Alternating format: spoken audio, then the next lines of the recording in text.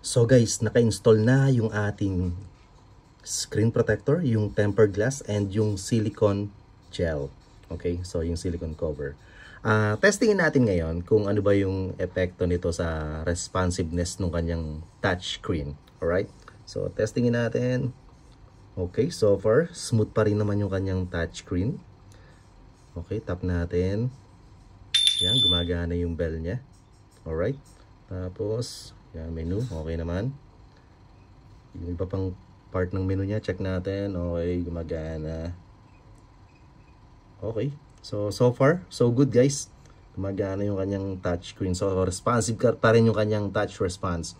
So looks like wala namang effect, walang major effect yung kanyang tempered glass nung na-install na siya.